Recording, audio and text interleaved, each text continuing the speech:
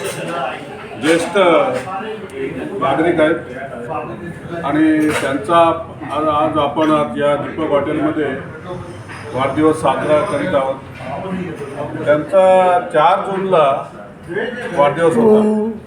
ते 82 संपून आता 83 वर्षामध्ये ते पदार्पण करत आहेत. त्यांचं उर्वरित आयुष्य आरोग्यमय आणि त्यांनी 100 पार करावी. आत्ताच पेंडेकर आणि पोद्दार साहेब बोलले की ते संस्थापक या ग्रुपचे आहेत आणि त्याने हा ग्रुप चालू केला आणि म्हणूनच मला वाटतं ग्रुप इथपर्यंत चालत आलेला आहे आणि पुढे चालत राहील. आणि त्यानिमित्ताने मी त्यांना मित्र असावे आणि ते प्रेमळ स्वभावाचे आहेत. विचारतात, चौकशी करतात.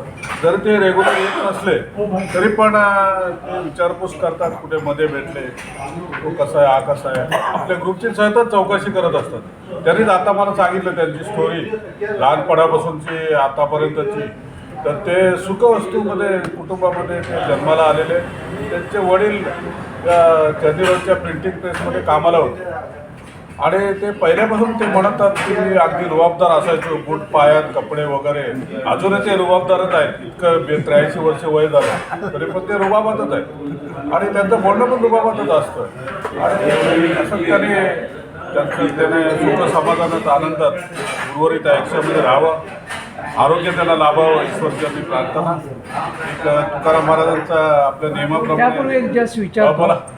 नार्वेकर साहेबांना मला असं विचारायचं आहे की नार्वे काय गाव आहे का? हां, गोव्यामध्ये. नाही तर मी मनात म्हणतोय नार्वे कोणी गाव दिसत नाही. गोव्यामध्ये. नार्वेकर आहे ती काय? आणि कारण दीर्घायुष्य आहेत ना. शंकराचं देऊळ आहे. अच्छा, नार्वे म्हणून गाव आहे.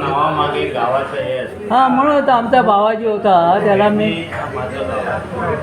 आमच्या बाबाजी एक होता आमच्यामध्ये, त्याला मी विचारलं तुमच्यामध्ये सारा बाटलीवाला आहे, बूचवाला आहे, पण भेजावाला आणणार नाही. तो म्हणाला तुमच्या साला तुम्ही आले, तुमच्यामध्ये कसं असतात, हे कर ते कर.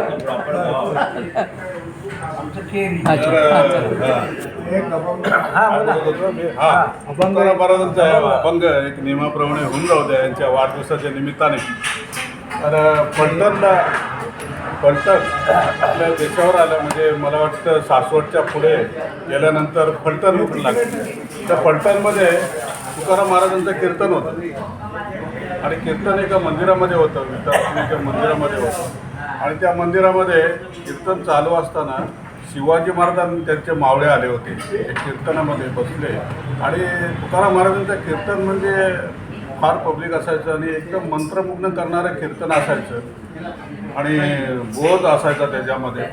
आणि लोकांना असं वाटायचं की सगळं भार हरपून जायचं त्यांच्या कीर्तनमध्ये. ते शिवाजी महाराजांनी त्यांचे मावळे आले ते पण सुद्धा भार हरपून गेले. इतक्यात त्यांचा शिवाजी महाराजांचा खबरी आला आणि त्यांनी सांगितलं की ह्या देवळाला तुम्ही आहात म्हणून यवनांचा वेढा पडलेला आहे आणि आपल्याला इथून काहीतरी ते कीर्तन करत असताना तुकाराम महाराजांच्या लक्षात आलं काहीतरी कुजबूज चालले म्हणजे काहीतरी संकट आलेलं आहे. तर त्याच्यामध्ये असा चमत्कार झाला असं लिहिलेलं आहे. आता आधी कोण मागणार नाही की त्या कीर्तनामध्ये म्हणजे त्याने एक अभंग घेतलं, तुका म्हणे वाहू देवावरी भाव.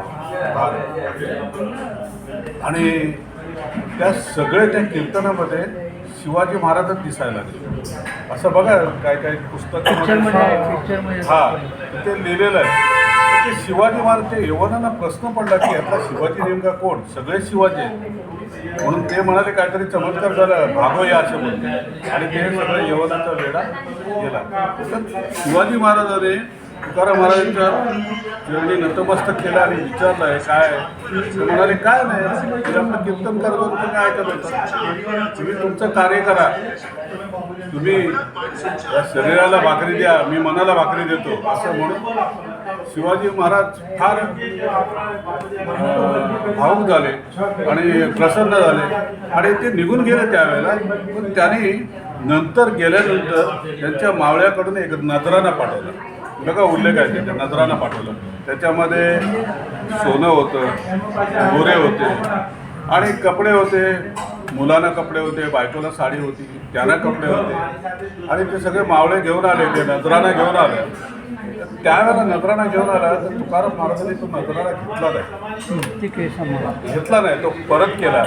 त्यावेळेला ते अभंग बोलले. तो अभंग असा आहे, आम्ही तेरे सुखी म्हणा विठ्ठल विठ्ठल मुखी, येर तुमचे वित्त धन ते मद मृत्तिके समान, ठीक आहे बाटली चालू आहे. कंठी मिरवा तुळशी व्रत करा एकादशी, म्हणवा हरीचे दास का म्हणे मज आस. या अभंगाचा अर्थ असा आहे की मला हे काय नको आहे, हे सगळं नाशिवंत आहे. फक्त मला तुम्ही विठ्ठल विठ्ठल तुमच्या मुखाने म्हणा, एवढंच माझी अपेक्षा आहे, माफक अपेक्षा आहे. दुसरं काय नको आहे. तुम्ही नजराणा आणलेला आहे तो परत घेऊन जा. नंतर असं म्हणतात, हे जे धन आहे ना, हे धन म्हणजे मृत्तिके समान आहे. मृत्तिके म्हणजे आपलं जे आपण मेल्यानंतर माणूस आणत येताना तर आणत नाही, नेताना काय देत नाही. म्हणजे त्या धनाचा काय उपयोग नाही आपल्याला. वरती गेलो तर तो धनाचा काळ ते इथंच राहतो. ज्याच्यासाठी आपण आयुष्यभर धडपड करतो ते सगळं इथंच राहतं. आपण काय बरोबर घेऊन जात नाही. तर ते म्हणाले मला या धनाची अपेक्षा नाही आणि हे तुमचं धन तुम्ही परत घ्या, ते मला मृत्तिके समान आहे. एकच काम करा, तुम्ही गळ्यामध्ये माळ घाला आणि मुखामध्ये हरिनाम घ्या आणि हरीचे दास म्हणवा.